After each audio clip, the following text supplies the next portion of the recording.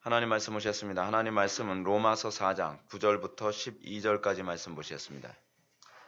신약성경 제성경으로는 244페이지, 신약성경 244페이지, 로마서 4장 9절부터 12절까지 말씀 찾으셨으면 제가 봉독하겠습니다. 그런즉 이 복이 할례자에게냐 혹은 무할례자에게도냐 무릇 우리가 말하기를 아브라함에게는 그 믿음이 의로 여겨졌다 하노라. 그런즉 이것이 어떻게 여겨졌느냐 할례시냐 무할례시냐 할례시가 아니요 무할례시니라. 그가 할례의 표를 받은 것은 무할례시의 믿음으로 된 의를 인친 것이니 이는 무할례자로서 믿는 모든 자의 조상이 되어 그들도 의로 여기심을 얻게 하려 하심이라. 또한 할례자의 조상이 되었나니 곧 할례 받을 자에게뿐 아니라 우리 조상 아브라함이 무할례시에 가졌던 믿음의 자취를 따르는 자들에게도 그러하니라. 아멘. 이 시간은 기독교 강요 4학원 제14장 오늘 20절부터 26절까지 보셨습니다. 구약의 성례들과 신약의 성례들이라고 하는 부분을 살펴보도록 하겠습니다. 구약의 성례들과 신약의 성례들. 우리가 계속 성례에 관해서 살펴보고 있습니다. 성례가 무엇인가? 성례에 관해서 칼빈이 얘기했던 것처럼 성례는 보이는 하나님의 말씀입니다. 성례가 보이는 하나님의 말씀이라고 우리가 이렇게 정의를 내리게 된다고 한다면 우리는 성례의 가치를 성경의 가치만큼 중요시 여겨야 된다고 하는 논리를 우리는 추론할 수 있습니다. 오늘날 우리가 하나님 말씀은 중요하다고 하면서도 성례를 중요시 여기지 않는다고 할 때에 우리는 소위 성례가 보이는 말씀이라고 하는 것을 제대로 이해하지 못하거나 그렇지 않으면 성례가 보이는 말씀이라는 것을 인정하지 않는다고 보아야만 할 것입니다. 우리가 하나님의 말씀이 중요하다고 할 때에 이 말씀과 관련해서 하나님의 말씀이라고 하는 것을 요번에 학생들 조직신학을 가르치면서 하나님의 말씀이 무엇인가 라고 하는 이런 부분이 나왔었는데 하나님의 말씀을 어떻게 규정하냐 하면 기록된 말씀, 성경만 하나님의 말씀은 아니죠. 선지자들이 하나님의 음성을 듣고 구약시대 때 하나님의 말씀을 대언했을 때 우리는 그것을 또한 하나님의 말씀이라고 얘기합니다. 그래서 여기서 이런 표현이 나옵니다. 선지자라고 하는 말에 관한 개념을 아주 적절하게 정의를 내린 부분이 있어요. 뭐냐면 선지자의 정의를 이렇게 합니다. 입에서 하나님의 말씀을 가진 사람. 이제 그 여러분들 책이 아니라 제가 지금 이 존 프레임의 조직신학 개론 가지고 제가 하는 소리입니다. 그 입에 하나님의 말씀을 가진 사람. 바꿔서 얘기한다면 하나님의 말씀을 가지지 아니하면 참된 선지자가 아니라는 얘기죠. 그러니까 제가 지금 자꾸 이렇게 얘기하는 게 논리학에서 얘기하는 그 논리 구조를 제가 자꾸 사용하는 겁니다. 이걸 여러분들이 익숙해졌으면 좋겠어요. 자, 그런데 여러분 잘 보십시오. 그러면 하나님의 말씀이 또 다른 방식으로 나타나죠. 기록된 말씀도 있고요. 그 선지자들의 입을 통해서 나오기도 하고요. 그래서 또 하나님의 말씀과 성경과 동등한 권위로 나타나는 것을 또한 뭐라고 얘기하냐면 설교를 하나님의 말씀이라고 얘기합니다. 설교가 하나님의 말씀이라고 할 수 있을 때에는 그 설교가 말 그대로 하나님의 말씀이어야 되는 거죠. 그러니까 설교라고 해서 이것이 신적 권위를 갖는 건 아니에요. 설교가 신적 권위를 가질 때는 거기에는 전제가 있습니다. 마치 선지자가 선지자이기 때문에 권위를 가지고 있는 것이 아닌 것처럼 설교자의 설교가 신적 권위, 자세히 얘기한다면 칼빈은 선포된 하나님의 말씀이라고 얘기할 만큼 성경만큼의 권위를 가지고 설교를 그 권위의 위치에 넣어요. 그 이유가 무엇이냐면 그 설교는 하나님의 말씀을 풀어놓은 것이기 때문에 그래요. 그럴 때라야만 신적 권위가 있는 거예요. 그러니까 여기서 존 프레임이 이런 얘기합니다. 하나님의 말씀이 하나님이 쓰이는 근거는 어디에 있는가? 여러분, 하나님의 말씀이 하나님이죠. 요한복음에 보게 되면은 태초에 말씀이 계시니라. 그 말씀이 또한 하나님이라고도 얘기하고 있어요. 근데 그 말씀이 하나님이어야만 하나님일 수 있다고 하는 등식이 성립되려면 그 말씀은 무엇이어야 되죠? 하나님의 속성과 인격과 하나님의 하나님 되심을 드러낼 때라야만 이것이 하나님의 말씀이 되는 거죠. 그죠? 그리고 이것이 하나님의 말씀이 됐을 때에 그 말씀은 곧 하나님이 될 수 있다는 거예요. 무슨 말인지 아시겠죠? 이게 삼위일체의 개념과 관련을 맺고 있습니다. 자, 말씀이 하나님이기 때문에 존 프레임이 이런 얘기를 합니다. 하나님의 말씀은 신적 속성을 가진다. 그렇기 때문에 말씀은 곧 하나님이시다 라고 얘기해요. 그렇다고 한다면 강단의 설교가 하나님의 현현으로 되려면 그 강단의 설교는 하나님을 드러내는 것이어야 되죠. 내가 하나님을 드러내는 방식이 무엇이냐면 그리스도를 증거하는 거예요. 그리스도를 증거하는 거. 그러니까 여러분 강단에서는 오로지 누구만 증거되어야 되죠? 그리스도만 증거되어야 되는 거예요. 강단에서는 그리스도 이외에 다른 어떤 것도 드러나는 것이 사실은 하나님께서 기뻐하지 않으신다고 생각을 해야만 합니다. 그런데 여기서 지금 칼빈이 성례를 뭐라고 얘기하냐면 성례는 사람들에게 그리스도로 향하도록 방향을 지시하고 거의 손으로 끌어서 그에게로 인도하는 목적이 있다라고 얘기해요. 그리고 차라리 그리스도를 드러내요. 그를 널리 보여서 알려주는 형상들이라고 얘기하고 있어요. 그러니까 성례가 뭐예요? 그리스도를 드러내는 거예요. 그래서 성례를 뭐라고 얘기하냐? 보이는 말씀이라고 얘기해요. 보이는 말씀으로써 우리는 그리스도를 조각하지 않습니다. 그렇죠? 왜 우리는 보이는 말씀으로써 그리스도를 조각하지 않죠? 그리스도를 사람으로 조각하면 더 잘 보이지 않을까요? 이유는 어디 있죠? 그리스도께서 제정하신 것이 이것만 허용하셨기 때문에 그래요. 성례만 나를 드러낼 수 있는 것으로서 하나님께서 그리스도를 통해 허용하신 거예요. 성례 이외, 세례와 성찬 이외의 어떤 것도 그리스도를 드러내진 않아요. 그래서 성례란 무슨 얘기냐면 말 그대로 거룩한 예식이죠. 거룩한 예식이란 무슨 얘기냐면 그리스도를 드러내는 예식이에요. 자, 여러분 보십시오. 시편에서 여러분 다윗이 시편 56편 4절에서 이렇게 얘기합니다. 내가 하나님을 의지하고 그 말씀을 찬송하올지라 라고 얘기합니다. 말씀을 찬송하고 있어요. 여러분 찬송한다는 말은 무슨 표현인지 아십니까? 예배한다는 표현입니다. 말씀을 예배한다. 다윗은 하나님의 말씀을 예배의 대상으로 여겼다는 거예요. 그렇기 때문에 말씀은 곧 하나님이시다라고 하는 등식이 성립된다고 얘기하는 것이죠. 우리가 하나님의 말씀됨을 우리가 받는 방법은 내 귀에 달콤할 때 또는 내 마음에 들을 때 내 마음에 쏙 들기 때문에 하나님의 말씀이다라고 반응하는 건 정당성이 없어요. 실존주의 문제가 그거 아닙니까? 실존주의자들이 성경을 보다가 이거 성경은 사람의 글인데 어느 날 성경을 읽다가 이것이다라고 마음에 잡히면 하나님의 말씀이 된다. 여러분 굉장히 심각한 문제죠. 하나님의 말씀이 될 때에는 항상 어디에 기준이 있죠? 그리스도를 명확하게 증거할 때라야만 그것이 하나님의 말씀이 되는 거예요. 강단에서 온갖 감언이설과 온갖 미사오글을 다 사용했다고 해서 강단의 설교가 하나님의 말씀이 되는 게 아니에요. 강단의 설교가 신적 권위를 갖는 것은 아니죠. 강단의 설교가 신적 권위를 가질 수 있는 근거는 항상 어디에 있죠? 그리스도를 드러낼 때라야만, 그리스도를 증거할 때라야만, 신적 권위를 갖는 것처럼 성경을 읽으면서도 성경을 내 마음에 딱 와닿으니까 이것이 하나님의 말씀이 됐다라고 하는 것은 뭐죠? 이것 자체가 우상숭배가 되는 거예요.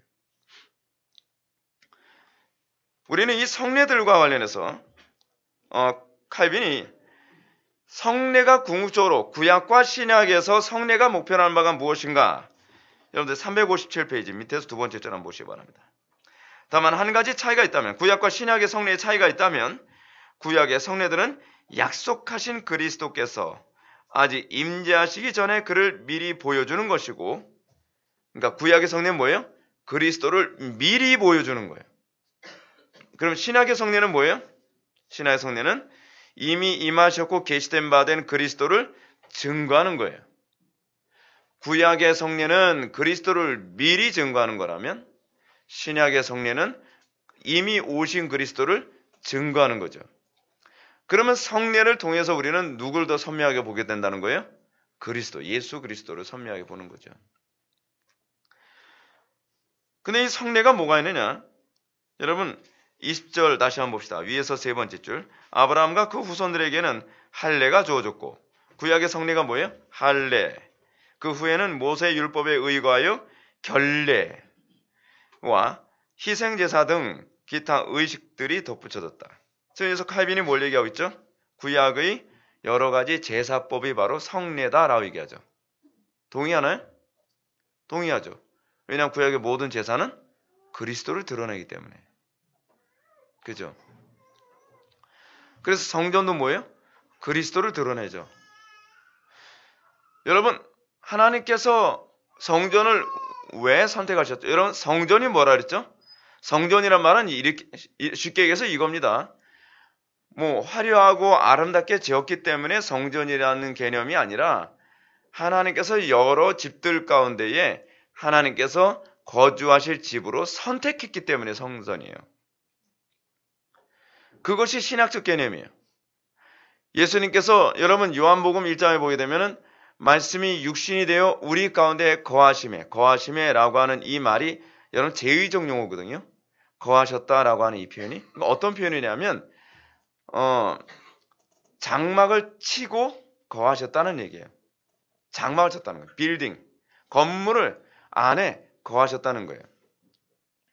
근데 하나님께서 예수라고 하는 인간의 몸에 오신 거죠. 그렇죠? 그래서 우리 뭐라 그래요? 성육신이라고 얘기하죠.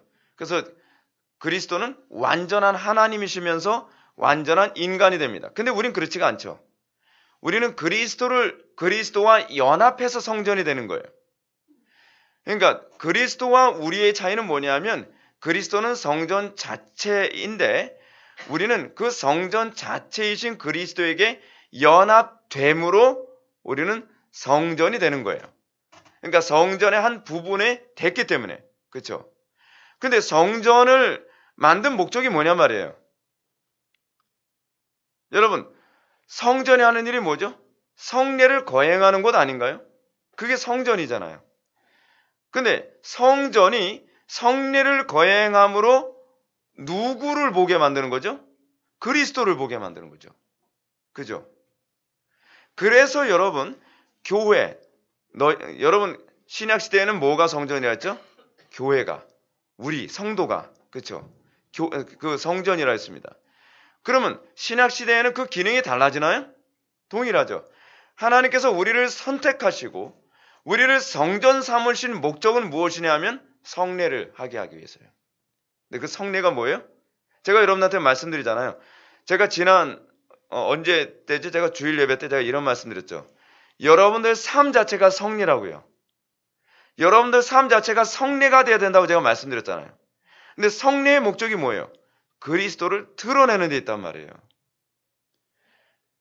그렇게 함으로써 우리가 뭐예요? 거룩한 백성이 되는 거예요. 거룩한 백성. 거룩이 뭐죠? 카도시, 구별됐다는 거죠. 구별된 존재. 자, 근데 우리가 어떻게 거룩한 존재가 되느냐? 잘 보세요. 제가 조금 전에 여러분한테 이렇게 말씀을 드렸습니다. 말씀이 하나님이라고 했습니다. 그죠? 성자시죠. 그죠? 말씀이 하나님이신 이유는 그 말씀에 하나님의 속성이 그대로 다 담겨 있기 때문이죠. 그래서 우리는 말씀이 하나님이시라는 것을 부정할 수 없어요. 그건 신약의 증거입니다. 근데 우리가 소위 그 하나님의 백성이 되었다, 그리스도인이 되었다라고 하는 것을 존 프레임이 이렇게 규정을 합니다. 그리스도인이 된다는 것은 하나님 아버지 예수 그리고 그의 선지자들 그리고 사도들로부터 온 의미 있고 권위 있는 말씀 아래로 나오는 것이다. 그리고 이 말씀이 우리 가운데 계실 때 하나님이 또한 우리 가운데 계시는 것이다. 여러분, 우리가 말씀 가운데 있을 때라야만 하나님이 우리와 함께 하시는 겁니다. 근데 우리가 말씀을 받았다라고 하는 이 표현이 무슨 표현인지를 잘 기억하셔야만 합니다. 말씀을 받았다는 말은 내가 그 말씀에 붙잡혔다는 얘기입니다. 이게 신약에서 항상 쓰여지는 표현입니다. 그러니까 말씀을 이해했다는 것이 아니에요. 또는 그 말씀의 가르침을 수용했다는 것이 아니에요. 예수를 믿는다는 것은요, 사실은 말씀에 붙잡힌 거예요. 그래서 사도 바울이 뭐라고 얘기합니까? 내가 그리스도께 붙잡힌 바 된 것을 붙잡으려 하노라. 신앙생활이라고 하는 것은 의지의 행동이 아니에요. 우리는 의지로 은혜를 우리가 얻는다고 생각하는데 그게 아니라 은혜로 의지가 나오는 거예요. 정반대예요. 여기서 안미니안주의와 또 개혁파가 여기서 나눠지죠. 의지의 자리가 어느 쪽에 있느냐. 여러분들이 자꾸 설교를 들으면서 여러분들이 자꾸 이게 익숙해져 있는 게 뭐냐면 안미니안주의로 사고하는 게 굉장히 익숙해져 있어서 설교를 들으면 아, 내가 주님께 은혜를 구해야지. 내가 그리스도를 붙잡아야지 라고 하는 것이 아니라 아, 나는 의지가 부족한데. 자꾸 그렇게 간단 말이에요. 그게 아니에요. 그게 아니에요. 여러분, 스펄전이 정말 자기의 영혼의 문제 가지고서 심각하게 고민하는 가운데에 어느 교회에 가서 설교를 들으면서 예수님을 영접한 사건을 기록한 내용이 있죠. 근데 스펄전이 설교를 들어갔을 때 어떤 얘기 들었어요? 그러나 담임 목사님도 안 계셔가지고 눈이 너무 많이 와서 길이 막혀서 담임 목사님 못 오시는 바람에 교회에 그 어느 집사님이 어설픈 설교를 하는데 아주 핵심적인 얘기를 했죠. 뭐요? 이복의 젊은이 참 불쌍해 보이는구려. 그리스도를 붙잡게. 이게 신앙이에요. 성찬이 여러분 얘기하는 게 뭐죠? 그리스도를 붙잡으라는 거예요. 그래서 우리가 성찬 예식 때 뭐하죠? 빵을 나눠주면 여러분 로마 가톨릭은 성례부터가 잘못된 거예요. 빵을 자기가 집어서 먹나요? 아니면 먹여주나요? 먹여주죠. 그러면 안 돼요. 그리스도를 붙잡는 것처럼 우리는 빵을 붙잡는 것을 통해 예수를 믿는다는 것은 내 의지를 사용하는 것이 아니에요. 여러분 붙잡는 것도 사실은 의지의 문제가 아니죠. 이게 은혜의 문제란 말이에요. 우리가 그리스도를 붙잡음으로 구원을 받고 우리가 붙잡음으로 그 힘으로 살아가는 거라는 것을 고백하는 거예요. 예수 믿는 원리가 성례 안에 다 나와 있어요.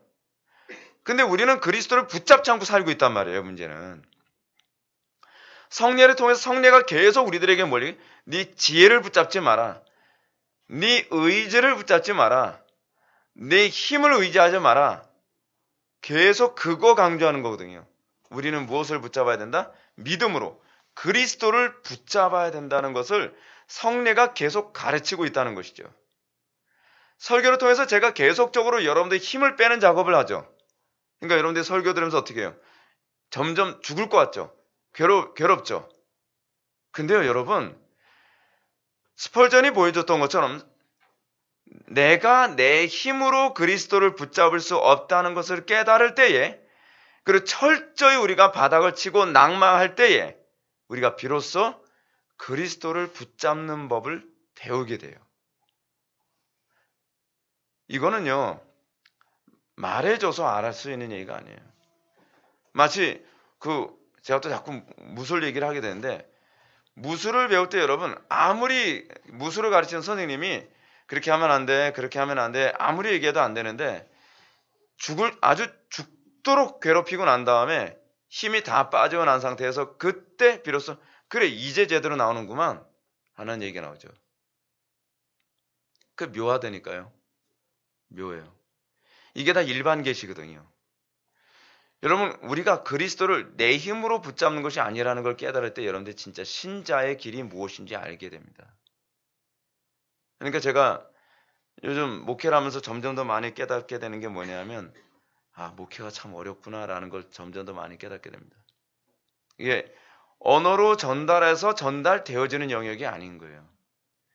그리스도를 붙잡으라는 말은 성령님께서 깨닫게 해주셨을 때라야만 이게 되지, 그리스도를 우리가 믿음으로 붙잡게 되었을 때에 비로소 그에게서 기적이 나타나죠.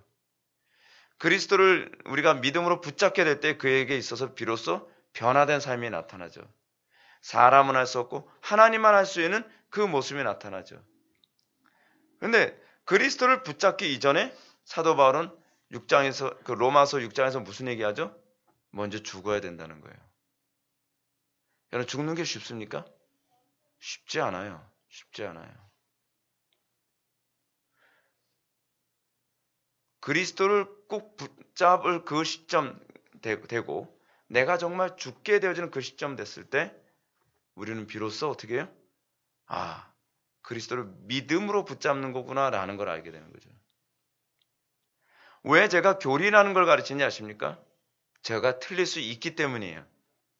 제가 틀릴 수 있기 때문에 제 생각을 가르치는 것이 아니라 2000년 교회사 안에서 검증되어진 그 교리적 체계와 또 우리의 신화의 선배들이 걸어갔던 올바른, 실패 없었고 실수 없었던 그런 올바르게 성령께서 인도하셨던 그 길을 교리라는 체계로 우리에게 정리해서 줬기 때문에 그거를 가지고 제가 성경을 해석해서 여러분들에게 가르치는 거죠.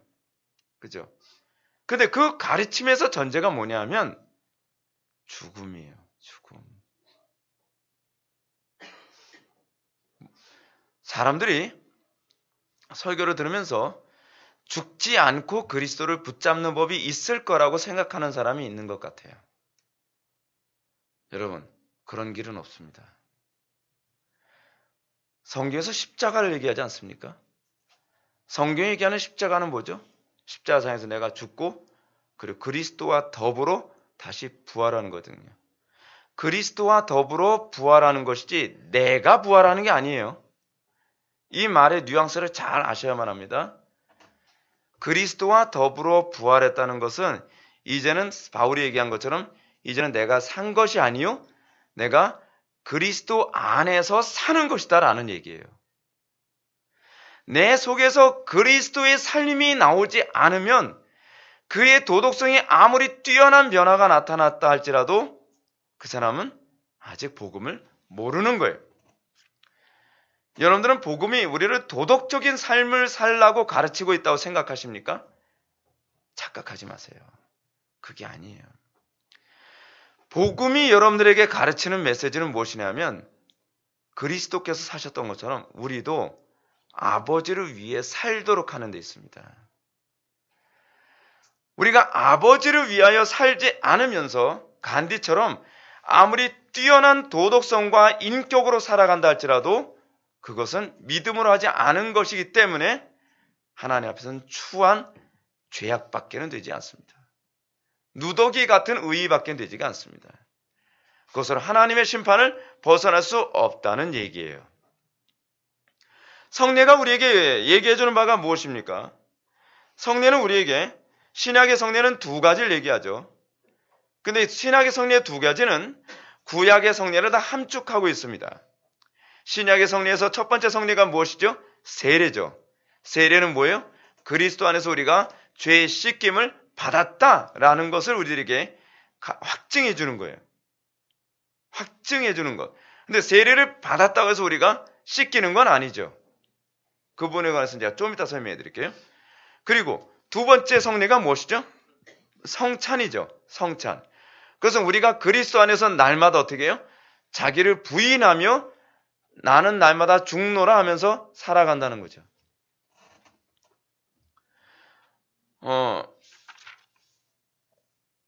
그래서 궁극적으로 성례가 그리스도를 증거한다는 얘기는 그리스도께서 살았던 삶의 원리를 우리에게 보여주는 거예요. 삶의 원리를. 자, 21절 봅시다. 할례, 결례, 희생제사의 의미. 할례, 결례, 희생제사의 의미.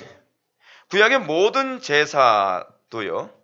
구약의 모든 제사에 관한 아주 중요한 핵심적인 세 가지 그 예식을 보여주는데 유대인들에게 있어 할례를 뭐라고 얘기합니까? 두 번째 줄. 사람의 씨에서 나는 것은 무엇이든지 즉 인류의 본성 전체가 부패하여 있어서 제거해야 될 필요가 있다는 것을 배우는 상징이다. 이게 무슨 얘기죠? 우리는 구원자가 필요하다는 얘기예요. 여러분 성경도요. 내 방식대로 믿겠다라고 하는 것 자체부터가 나에겐 구원자가 필요 없다는 얘기입니다. 아무리 그가 성경을 사용한다 할지라도 발티안들, 소위 그 자유주의 신학자들도 다 성경 사용하지 않습니까? 성경을 사용한다고 해서 그들이 구원받는 건 아니죠. 여러분 이단도 다 성경 보지 않습니까? 성경으로 구원을 추구하잖아요. 근데 그렇다고 해서 그들이 다 구원받는 게 아니에요. 여러분들이 성경을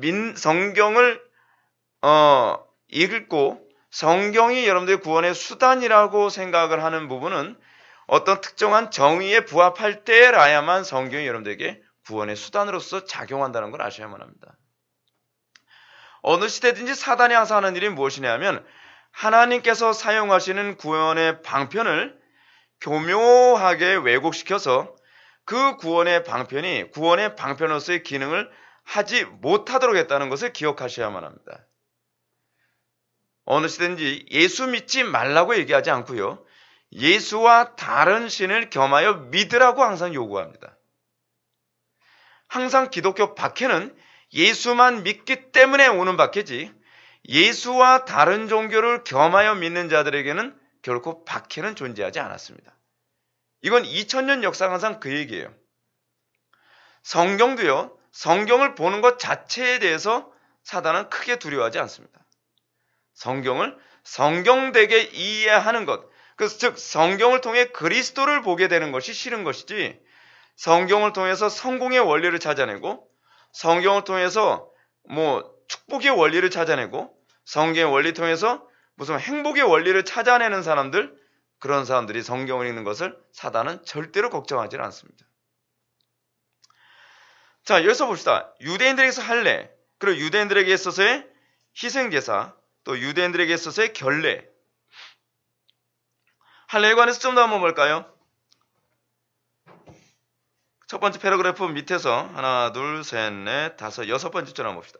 바울은 할례가 아브라함에게는 믿음으로 말미암는 의의 표였다고 가르치는데 따라서 할례는 그의 후손들에게 바로 그런 의미를 지녔다는 것이다. 즉, 그 복된 자손을 믿는 그들의 믿음을 더욱 확신하게 해주는 하나의 인이었다. 할례를 해서 구원을 받는 것이 아니라 할례의 정신을 통해 구원을 받는 것이죠. 여러분, 할례가 여러분들 구원을 줍니까? 유대인들은 그렇게 생각을 했어요. 그래서 항상 무슨 얘기하죠? 저 할례 받지 못한 이방인들이라고 조소를 항상 했었죠. 그렇죠? 할례 받지 않은 사람은 이방인들은 다 구원을 못 받는다고 생각한 거예요. 그래서 할례가 사실 복음의 어떤 정신을 가르쳐주고 있는 것인데 할례를 통해 복음의 정신을 보는 것이 아니라 할례를 통해서 자기 종교적 우월감만 가졌다는 것이죠. 여러분 이거 굉장히 조심해야 될 문제입니다. 그걸 우리는 뭐라 하냐면 선민의식이라고 해요. 할례가 가져다 준 게 선민의식이에요. 할례가 가져다 준 것이. 오늘날 기독교인들의 선민의식도 굉장히 심각합니다. 기독교가 잘 나갈 때는 선민의식이 굉장히 심하죠. 기독교가 못 나갈 때는 선민의식을 쓰레기통에 처박아 버리고요. 그래서 바울은 여기서 그들은 그 믿음으로 그 자손을 기다렸다는데 하나님께서는 그들의 그 믿음을 의로 인정하신 것이다. 여러분 아브라함이 의롭게 됨이 먼저였습니까? 아니면 할례가 먼저였습니까? 의롭게 됨이 먼저였죠. 이걸 잘 기억하셔야죠. 하나님께서는 아브라함을 믿음으로 의롭다 칭하시고 그 다음에 그것을 어떻게 인을 치시기 위해 할례를 주신 거죠. 자, 이거를 제가 이렇게 말씀드릴게요. 이렇게 이해하시면 훨씬 좋습니다. 하나님께서 여러분들을 구원하셨죠. 그리고 여러분들이 믿음으로 의롭게 됐어요. 그럼 여러분들이 믿음으로 의롭게 된 것을 오늘날 하나님께서 인을 치시는 방법이 무엇일까요? 마음의 할례죠. 바울이 얘기하잖아요. 마음의 할례라고. 근데 그 마음의 할례가 뭐로 나타나죠?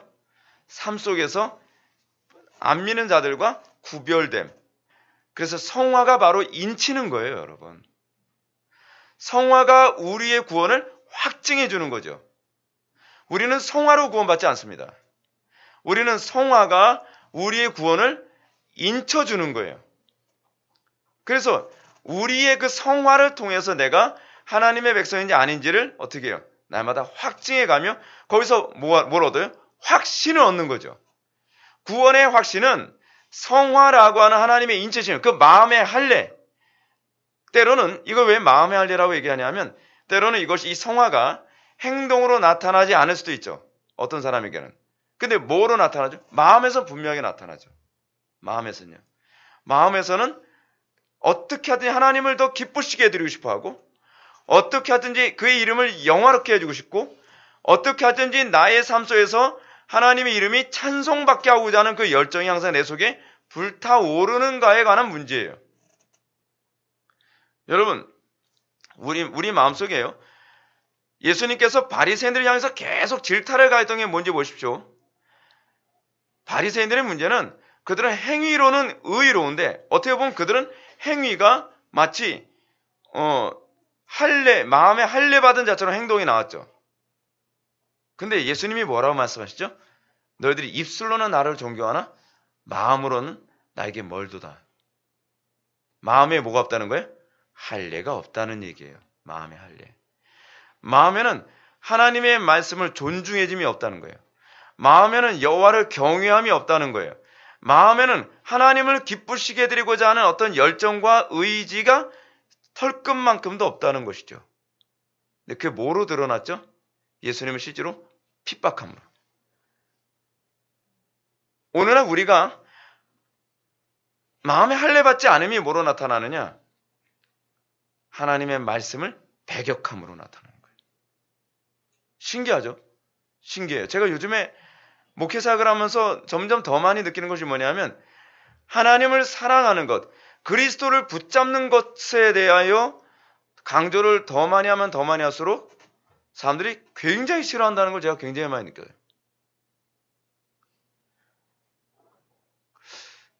그냥 제가 외부에서도 뭐 카톡이나 또 이메일 같은 거 받으면서도 그냥 안 들으면 그만인데 저 안 듣겠습니다. 뭐 그러면 그만인데 갖은 난도질을 다 하면서 끊어요. 왜 그럴까요? 제가 그렇다고 해서 뭐 신앙을 강요한 것도 아니에요. 그 사람한테. 왜냐면 워낙 먼데 사는 사람들이니까. 근데 이럴 때는 어떻게 해야 되나요? 그러면 제가 카톡으로 문자를 좀 날려주면서 성경을 이렇게 하라고 가르치고 있습니다. 근데 문제는 뭐냐면 그렇게 못 살겠다. 성경을 성경되게 해석하게 되면 거기서 항상 뭐가 나타나냐면 마음의 할례 받음과 마음의 할례 받지 않음이 거기서 쫙 갈라져 나와요. 그래서 사람들이요 성경을 성경되게 해석하지 않는 교회를 찾아다니는 거예요. 성경을 성경되게 해석하지 않는 교회를 찾아다니면 어떤 현상이 나타나죠? 내가 하나님의 말씀대로 살고 있다고 위안을 받을 수가 있죠. 그래야 어떻게 해요? 거짓되는 확신으로 살아갈 수 있단 말이에요. 근데 성경을 성경되게 해석을 하면 어떤 현상이 나타나죠? 귀를 막고 싶은 거죠. 귀를 막는 이유가 무엇이냐면 내가 마음에 할례 받지 않았다는 것이 사실 성령께서 일루미네이션, 조명해 주거든요. 입증해 준단 말이에요. 그게 괴로운 거예요. 근데 분명한 것은 여러분들 마음속에 하나님을 기쁘시게 해드리고자 하는 그 마음이 성령께서 주어졌다고 했을 때는요. 어느 정도로 강한지 여러분 아셔야 돼요. 우리 신앙의 선배들이 어떻게 살았는지.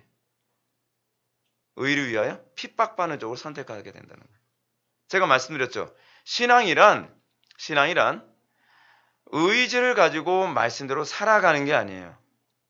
신앙이란 내가 그 말씀에 붙잡혀서 그리스도께서 걸어가셨던 그 운명 공동체에 내가 오버랩돼서 가게 되는 거예요. 어떤 면에서는 우리는 그 십자가의 길을 벗어날 수 있는 의지도 없어요. 우리는 그 십자가에게서 벗어날 수 있는 자유가 없어요. 바울이 얘기했던 것처럼 우리는 의의 종된 사람이기 때문에 그래요. 여러분, 종이 자유가 있나요? 없죠. 저는 개인적으로 성경에 나오는 인물들을 대단하다고 보지 않습니다. 저는 항상 하나님의 위대하심이 거기서 보입니다. 왜냐하면 여러분, 단편인 케이스로 다른 사람은 다 제껴놓고 야곱을 한번 보십시오. 야곱 인간성 더러운 건 우리 다 동의하잖아요. 근데 그 인간성 더러운 야곱의 인생을 보면요, 하나님께서 정말 잔머리에 굴러가면서 나쁘게 살아가려고 하는 걸 계속 막으세요. 계속. 보세요. 야곱이 참, 제가 야곱의 인생을 보면은 야, 야곱도 참 불쌍하다 싶은 게, 야곱이 원래 누구하고 결혼하고 싶어 했죠? 라헬하고 결혼하고 싶었죠. 그러나 나는 이 라헬하고 결혼만 한다면 나에겐 행복이 쫙 열려 있을 거야 라고 생각했어요. 근데 결혼하고 나서 그 다음날 눈 딱 떠봤더니 웬걸? 내가 꼴도 보기 싫어하는 여자가 옆에 있는 거야. 레아가 여봉 하면서 쳐다보는 거야. 아니, 웬 여봉? 아니, 라헬이 어디 가고 왜 레아가 여기 있지? 누가 속인 거죠? 삼촌이 속였죠. 라반이 속았지? 그래서 얄미운 표정으로, 너 7년만 더 고생하면 그 동생도 줄게. 7년만 더 고생해. 이 고생의 씨앗이 거기서 시작되는 거죠. 그죠? 자기가 원치 않았던, 내 인생에 계획이 없었는데, 내 인생에는 내가 잔머리 엄청 많이 굴렸기 때문에 이런 문제는 안 생길 거라 생각을 했는데, 아니, 생각지 않던 일이 벌어졌어요. 그래서 어쩔 수 없이 그래도 내가 저 여자는 내가 반드시 쟁취해야 되겠다. 굉장한 의지를 가지고 또 7년을 7일처럼 열심히 봉사하면서 결국 와이프를, 라헬을, 사랑하는 여자를 아내로 취했죠. 그럼 이제 행복할 거라 생각을 했는데 더 복잡해지기 시작했어요. 두 여자의 암투가 벌어지기 시작하는 거예요. 이 야곱이 피곤해 죽을 지경이죠. 근데 두 여자도 감당하기 힘든데 어떻게 해요? 내 하녀까지 네 와이프로 삼아라. 그래서 애를 더 낳아서 애 낳기 경쟁을 하다 보니까 이제는 뭐 와이프가 넷이 돼서 이제 넷 사이에서 시달리게 되지 않습니까? 불쌍한 야곱이죠. 불쌍한 야곱. 인생이 어떻게 그렇게 됩니까? 인생이요. 거기서 안 끝나죠. 갈수록 태산이죠. 자식들을 다 데리고서 이제 가려고 했더니 거기서 누가 기다리고 있어요? 자기 형이 막 온다는 거예요. 그 인생 자체가요, 자기 마음대로 되는 게 하나도 없는 거예요. 그렇죠? 그러니까 형 때문에 죽을 것 같으니까 뭐예요? 그러면서 여러분 하나님하고 씨름해야 되는 거예요. 인생은 여러분 하나님이 내 마음대로, 내 계획대로, 내 생각대로 착착착 풀리면요, 여러분 야곱이 하나님 만나게 해달라고 애쓰겠습니까? 여러분 야곱이 하나님 만난 시점이 어느 때인지 아세요? 꼭 형 때문에. 그렇죠? 형 때문에 쫓겨가지고 라반의 집으로 오다가 돌베개 베고 잠을 자다가 거기서 하나님 만나죠. 가장 절망적일 때, 가장 낙심이 될 때, 가장 실망이 될 때, 그런 때마다 하나님 만납니다. 그리고 나서 또 형님이 또 죽이러 오겠다고, 그건 여러분 제가 이제 창세기 강의할 때 얘기했지만 화친하러 오는 거 아니었어요. 동생이 온다는 소리 정보를 딱 듣고, 그래 이번 기회에 내 원수 갚아야겠다. 내 동생이지만 목을 댕그렁 잘라버리겠다. 뭐 이 정도의 각오를 가지고 온 거였는데 야곱이 이건 몰랐겠나요?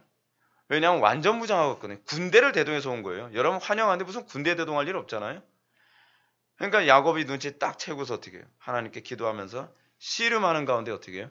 그러면서 주님 만나죠. 그러면서 어떻게 해요? 환도뼈가 위골되죠. 환도뼈 위골됐다는 게 뭘 의미하는지 아세요? 이게 거듭났다는 얘기예요. 이 시점이요.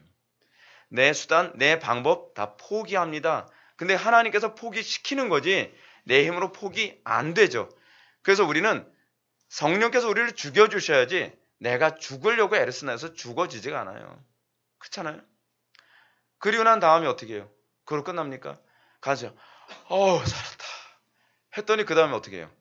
레위하고 그 자기 딸 디나가 어디 또 돌아다니다가 또 성폭행을 당해요. 성폭행 당하는 거 이거 계획이 없었거든요. 성폭행 당하고 난 다음에 이게 이걸로 끝났으면 모르는데 이걸로 안 끝나고 어떻게 해요?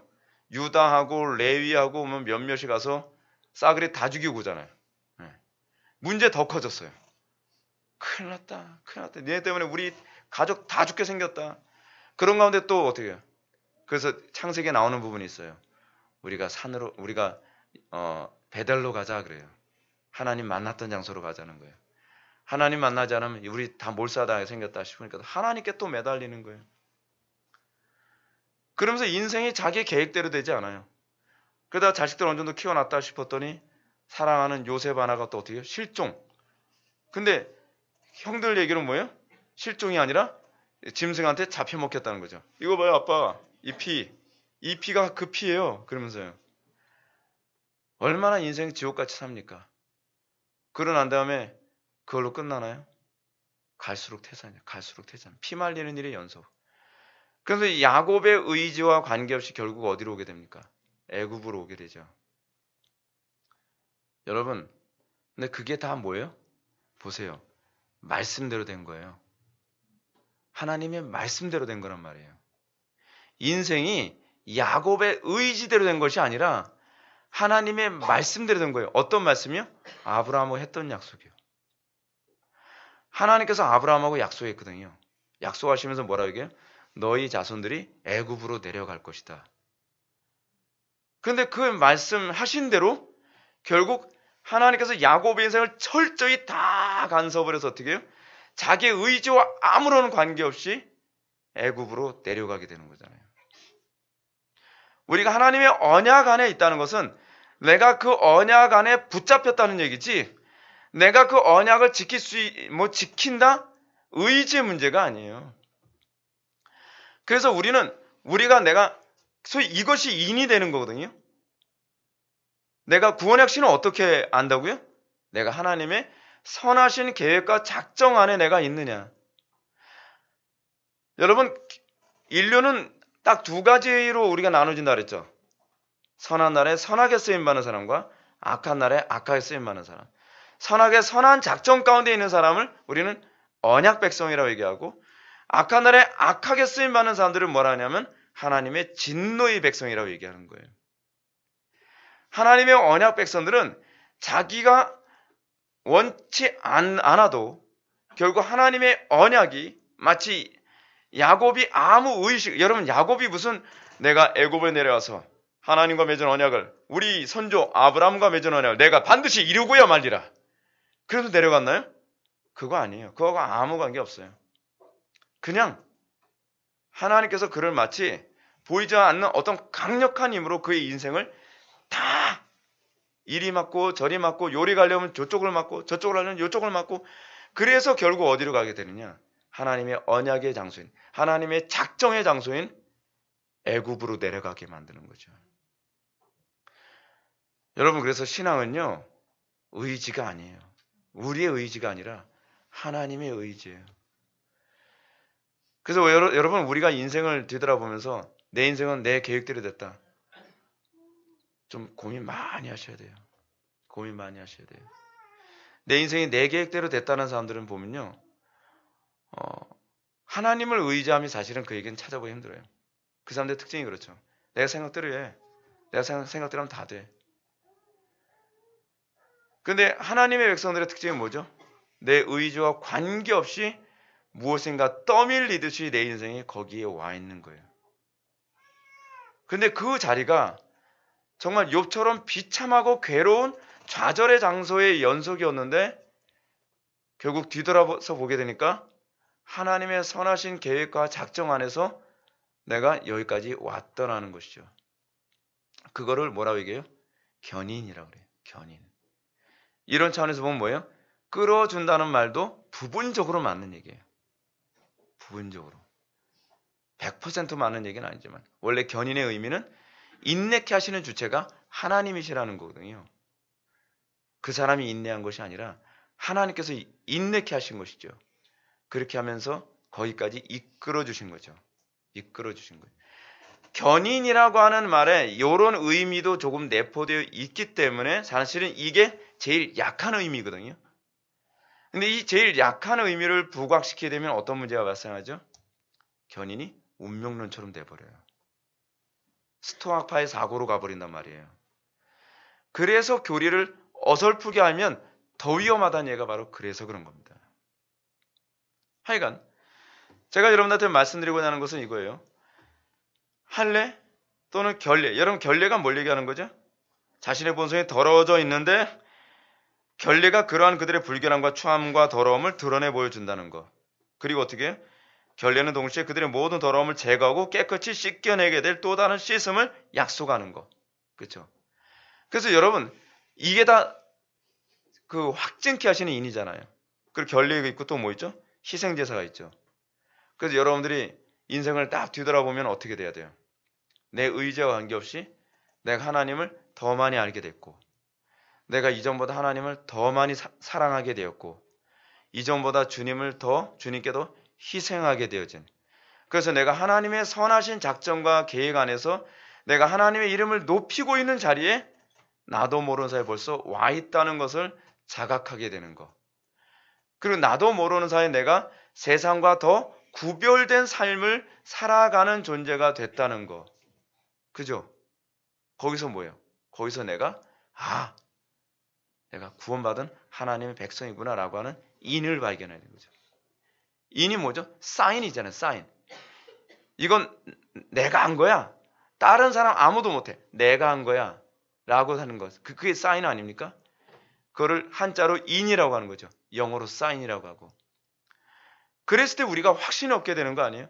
내 인생이 하나님께서 나를 더 그리스도로 닮게 만드시고 하나님과 더 가까워지도록 내가 더 성경적인 삶에 부합하게 살도록 나를 이끌어 오셨다는 것을 발견하면서 우리는 야곱처럼 고백하게 되죠.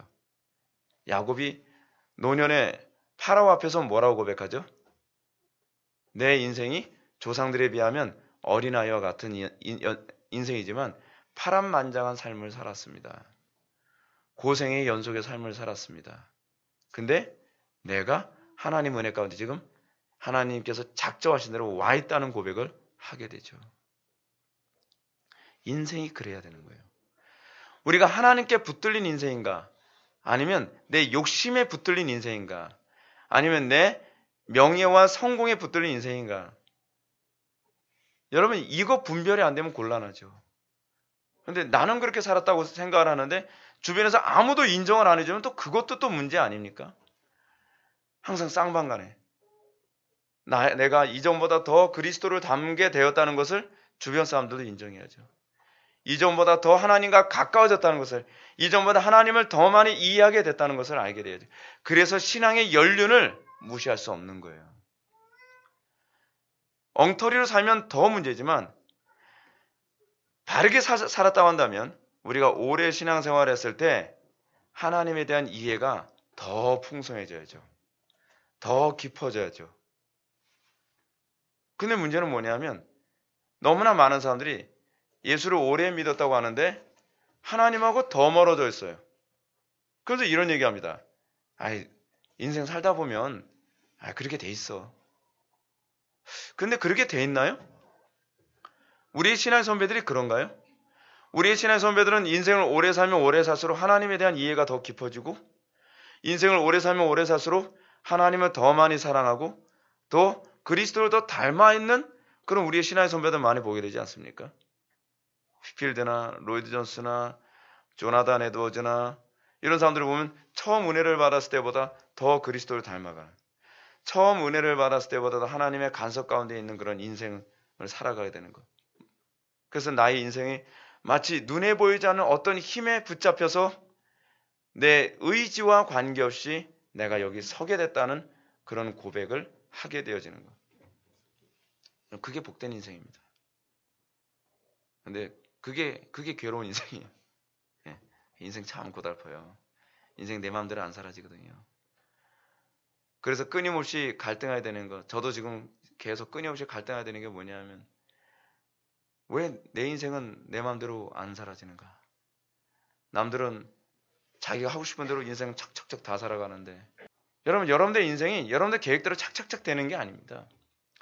사도 바울이 예수님을 만나고 나서 그 사람의 인생이 자기 계획대로 되던가요? 여러분 잘 보세요. 이게 굉장히 명확한 부분인데 예수님께서 제자들을 딱 찍고 나면 그 제자의 인생은 예수님 마음대로예요. 그죠? 베드로가 예수님 부인하지 않겠다고 얘기하는데 네 마음대로 될 것 같아? 너 부인하게 될걸? 부인했어요. 자기 마음대로 안 돼요. 그러고 나서 그가 비참해서 부활하신 예수님을 딱 만나니까 뭐라 얘기해요? 네가 젊었을 때는 네 마음대로 살았지만 이제는 네 인생은 내가 주도할 거야. 예수님이 그렇게 말씀하시잖아요. 실제로 베드로는 예수님께서 말씀하신 것처럼 핍박받고 나중엔 순교당해 죽죠. 근데 이 할례, 결례, 희생제사가 의미하는 바는 무엇이냐면 결국 다 그런 거예요. 우리의 인생이 그리스도께 붙잡히는 것이고 우리는 그리스도를 붙잡는 인생이며 우리는 그리스도만을 바라보며 사는 존재라는 것을 끊임없이 가르치죠. 그래서 제가 오늘도 설교 전에 어떤 기도를 했냐면 우리 교회 성도들이 제발 말씀을 받을 때 머리로 받지 않고 그 말씀에 사로잡히게 해주십시오. 그 말씀에 지배받게 해주십시오. 그 기도를 하는 거거든요. 22절 신약 시대의 성례들이 그리스도를 더욱 충만히 드러냄. 구약과 신약의 차이는 뭐냐면 그리스도를 드러내는 것인데 신약에서는 그리스도를 더 충만하게 선명하게 드러낸다는 것이죠. 근데 여기서 중요한 부분 하나 봅시다. 위에 세 번째 줄. 세례는 우리가 정결하게 359페이지 22절 첫 번째 패러그래프 위에서 세 번째 줄입니다. 세례는 우리가 정결하게 씻겨졌다는 것을 증거해 주며 여기서 증거가 아니라 확증이라고 한번 번역을 바꿔주세요. 세례는 우리가 정결하게 씻겨졌다는 것을 확증해 주며 성찬은 우리가 구속받았음을 확증해 줍니다. 물로는 깨끗이 씻음을 나타내며 피로는 만족을 나타낸다. 이 만족이라고 하지 마시고 보속이라고 하죠. 보속. 예수 그리스도의 피는 우리가 치러야 될 대가를 예수님이 치르신 거잖아요. 그렇죠? 보속이죠. 보속. 그러면. 그리고 이 두 가지가 그리스도에게서 나타난다. 그는 요한의 말처럼 물과 피로 임하신 이시다. 곧 깨끗이 씻으시고 구속하시는 분이시라는 뜻이다. 하나님 영도 이를 증거하신다. 여러분 잘 보십시오. 제가 요거 먼저 설명을 해야 될 것 같아요. 세례가 여러분들의 구원받았음을 확증해 줍니까?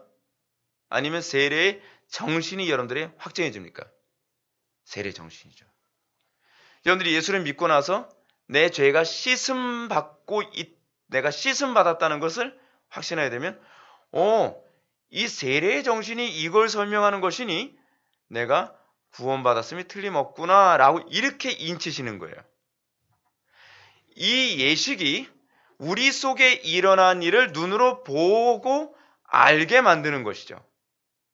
성찬도 우리에게 그렇게 해주는 것이죠. 그래서 이렇게 얘기합니다. 물과 피는 정결케 씻음과 구속을 증거하는 것이다. 그러나 최고의 증인이신 성령께서 우리로 하여금 그런 증거를 확신하게 만드는 것이다. 그렇죠? 물과 피는 우리를 정결케 씻음과 구속을 증거해요. 근데 이 증거가 우리로 하여금 확증케 하는 것 또는 확신케 하는 것은 성령님이 하시는 거라는 거예요. 그래서 뭐예요? 증거하시는 이는 셋이니 성령과 물과 피라라고 얘기하는 거예요. 그래서 성령이 맨 앞에 나오시죠. 성령께서 우리가 그 예수 그리스도의 물로 씻음을 받고 그리고 예수 그리스도의 피로 그래서 아마 신약성경에서 예수님이 물과 피를 쏟았다라고 한 것 같아요. 그 물로 씻음을 받고 피로 어떻게 해요? 보속이 된 것을 성령께서 입증해 주죠. 근데 어떻게 입증했어요?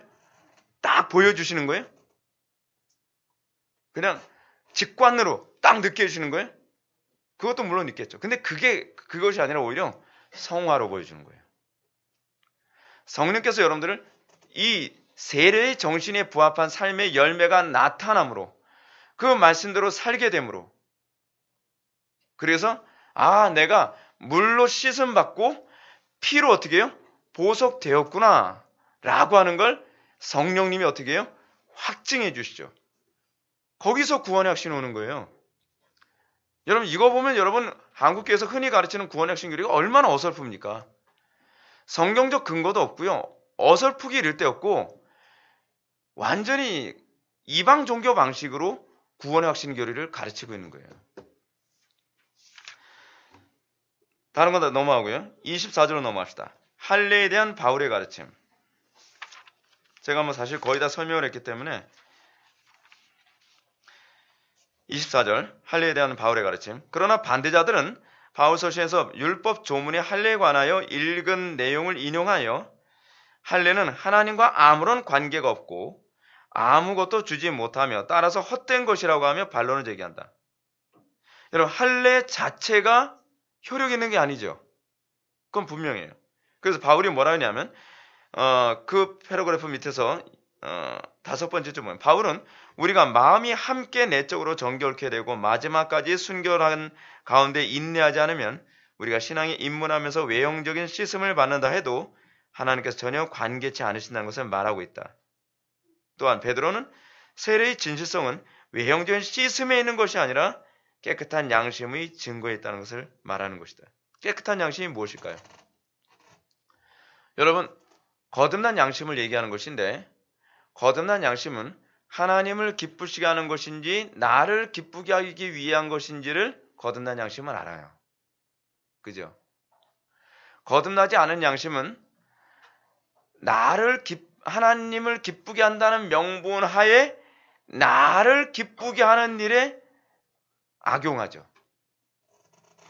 이게 자연인의 양심이죠.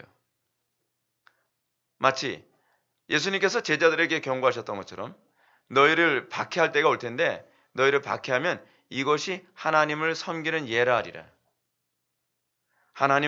마치 이 예수님의 제자들이 오는데 예수님의 제자들을 박해하는 것을 자기 양심을 편안하게 해주기 위해서 하나님이라고 하는 명분을 사용해서 너희들을 박해하게 될 거라는 거예요. 오늘날 여러분 그런 사람도 되게 많지 않습니까? 오늘날 우리는 그런 모습이 너무 비일비재하게 나타나죠. 종교적 명분을 가지고 자기의 양심을 자꾸 마비시켜버리죠. 근데 우리가 거듭나고 나서 선한 양심을 갖게 되어지면 그 다음부터는 하나님을 기쁘시게 하는 것이라는 걸 알고 나면 외면을 못해요. 그래서 고난 당하는 쪽을 가게 되고 그래서 고달픈 길을 걸어가게 되는 거예요. 제가 길지 않은 인생을 살아보면서 느낀 것이 뭐냐면 성령께서 주시는 선한 양심의 인도를 받게 되면 이거 고생 안 할 수 없겠구나라는 걸 굉장히 많이 느낍니다. 외면하고 싶거든요. 안 하고 싶거든요. 근데 그런 것으로 자꾸 성령께서 나를 인도하시면서 이전보다 더 고난의 길, 십자가의 길을 자꾸 걸어가게 만드시는 거죠. 근데 피하고 싶죠. 한쪽으로는. 그래서 마음속에 두 법이 항상 싸우게 되는 거 아닙니까? 반대자들의 말은 율법의 조문의 할례가 의미 없는 거 아니냐라고 하는데 바울은 아니다. 그 자체가 어떤 효력을 주는 건 아니지만 그 자체가 바로 예수 그리스도를 믿는 믿음이 무엇인지를 설명해주고 있기 때문에 유익이 있다라고 얘기하는 것이죠. 다 넘어가고요. 26절 봅시다. 구약과 신약의 성례의 비교에 대한 아우구스티누스의 진술, 요거만 간단하게 읽어보고 마치겠습니다. 어거스틴은 이렇게 얘기합니다. 이 364페이지 위에서 5번째 줄 인용 표시 한번 볼까요? 모세의 율법에 속한 성례는 그리스도를 예고했으나 우리의 성례는 그리스도를 선포하는 것이다. 또한 파우스투스를 반대하여 이렇게 말한다. 그들의 것은 장차 이루어질 것들의 약속들이었으나 우리의 것은 이미 이루어진 것들을 보증하는 것이다. 그의 진술은 이런 뜻이다. 그들의 성례들은 아직 그를 기다리는 동안 그를 나타내 주었으나 우리의 성례들은, 신약의 성례들은 이미 강림하신 그를 마치 계시하는 것처럼 보여주는 것이다. 어때요, 여러분? 성례가 점점 더 굉장히 소중하다는 걸 많이 느끼게 되지 않습니까? 얼마나 귀중한 것인지.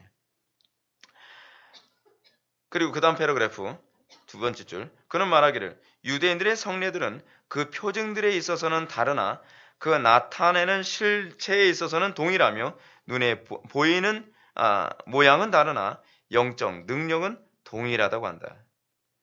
그리고 거기서 한 5줄 밑으로 내려가면 그들에게는 그리스도께서 반석이셨고 우리에게는 그리스도께서 제단 위에 놓여진 제물이시다. 굉장히 탁월한 표현이죠. 이거 수사학적 표현입니다. 이게. 자, 근데 이것과 관련해서 요거 하나 더 얘기합시다. 오프스 오페라툼이라고 하는 말이 있습니다. 오프스 오페라툼. 이거 로마 가톨릭이 가지고 있는 성례에 관한 그들의 교리인데, 오프스 오페라툼. 오프스 오페라툼에 관해서 이렇게 얘기했죠. 시행된 성례 자체는 믿음과 관계없이 효력이 있다는 뜻. 그러니까 로마 가톨릭에서는 세례를 딱 주면 믿음과 관계없이 네가 세례를 받았으면 넌 칭의가 된 거야 라고 해요. 오프스 오페라툼이에요, 이게. 예를 들어서 성찬예식에 참여했는데 성찬예식이 뭐 저는 아무 느낌이 없는데요. 그럼 믿음과 관계없이 효력이 있어라고 가르쳐요. 그래서 오프스 오페라툼이라고 얘기해요, 이거를요. 여러분, 근데 이게 굉장히 위험한 겁니다. 여러분, 우리 영접기도 할 때 그러지 않습니까? 저는요 믿음이 없는 게 영접기도 했잖아요. 영접기도 했으면 효력이 있는 거라고 자꾸 얘기하죠. 이게 오프스 오페라툼이에요. 완전 천주교예요, 여러분. 내가 이렇게 했으면 하나님께서 했잖아요. 이거 했으면 하나님이 기뻐하실 거예요. 우리는 주변에 그런 것들이 엄청 많은지 몰라. 얼마나 많아요? 너무너무 많죠. 천주교예요, 그럼요. 천주교. 그렇죠? 우리는 또 이렇게 생각하죠. 내가 예배를 했다는 것 자체에 대해서 일종의 무속적인 어떤 신비감을 가지고 있죠. 그래서 개업 예배를 하면 하나님께서 복을 주실 거라고 생각해요. 개업 예배 때 완전 딴짓거리하고 막 이렇게 사경을 헤매고 그랬어도 그 개업 예배 했다는 것 자체에 어떤 효력이 있을 거라고 생각하고, 예배를 소떡같이 드려도 예배에 참석했다는 것 자체가 어떤 효력이 있을 거라고 생각하죠. 근데 이게요, 다 천주교적 사고예요. 오프스 오페라툼이에요, 이게요. 우리 기독교는 어떻죠? 예배를 했을 때 그 예배 가운데 정말 주님을 만났냐? 믿음으로 했느냐? 기도로 했다는 게 중요한 것이 아니라, 여러분, 이 오프스 오페라툼 때문에 로마 가톨릭은 이런 게 있잖아요. 주기도문을 몇백 번 외우면 당연히 어떤 효력이 나타난다고 봐요. 이게 주술과 같은 개념이에요. 여러분, 주술사들은요 항상 그런 거거든요. 주술이 뭔지 아시죠? 중언부언한다는 말이요, 같은 말을 반복한다는 얘기거든요. 이거 주술을 얘기하는 거예요. 이방인들은 중언부언한다 그러죠. 같은 말을 반복해야 저가 듣는 줄 아느니라. 주문 얘기하는 거거든요. 근데 그 주문을 누가 해요? 로마 가톨릭에서 그렇게 하죠. 마리아 성모기도 몇백 번. 여러분, 묵주 여러분 아시죠? 묵주 기도가 그거 아닙니까? 횟수 세기 위해서 있는 거예요. 횟수 세기 위해서요. 그래서 한 텀이 다 돌아가면 10번. 묵주 기도가 그래서 여러분 로마 가톨릭만 있지 않죠. 어디도 있죠? 불교도 있죠. 좀 더 억시죠. 이만한 거로. 왜냐면 무술할 때 써야 되니까. 난리거든요. 좀 더 그 힘 있는 스님들은 목에다 걸죠. 아마 이건 아마 한 뭐 20개 뭐 들이 뭐 그런지도 모르겠어요. 이게 사실은 돌리기 위해 횟수를 세기 위해 하거든요. 횟수를 왜 세죠? 공로. 그들은 기도를 많이 해야 들으실 줄 아는 거죠. 공로를 통해서 들어지는, 이게 바로 오프스 오페라툼이라고 하는 개념이에요. 신앙생활에서 여러분들 정말 조심해야 되는 게 그겁니다. 내가 예배를 얼마나 많이 들었느냐는 중요하지 않습니다. 단 한 번의 예배를 드려도 내가 정말 그리스도를 붙잡았느냐, 그리스도를 붙들었느냐가 중요해요. 그리스도를 만났느냐가 중요한 거예요. 기도도 얼마나 오래 했느냐가 중요한 게 아니에요. 내가 그리스도를 만났느냐가 중요한 거예요.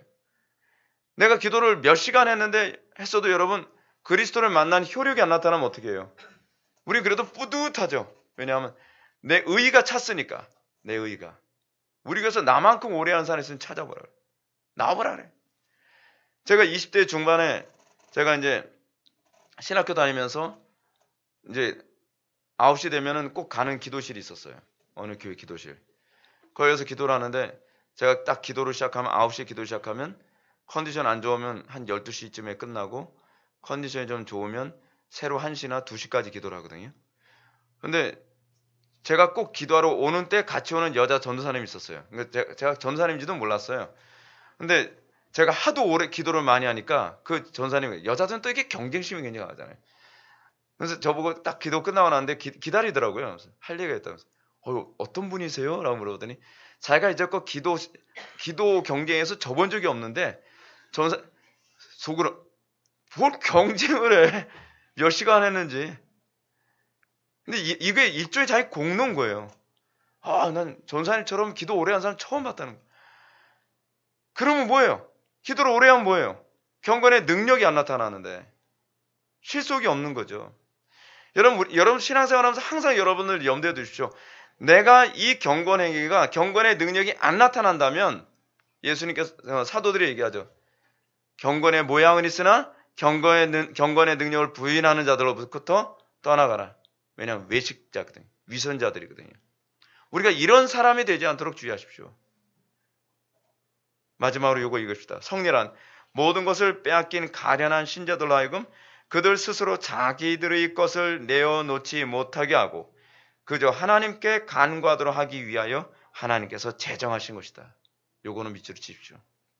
저는 항상 책을 읽을 때 정의 또는 개념을 표현하는 거에서는요, 항상 형광펜으로 이렇게 그어놔요.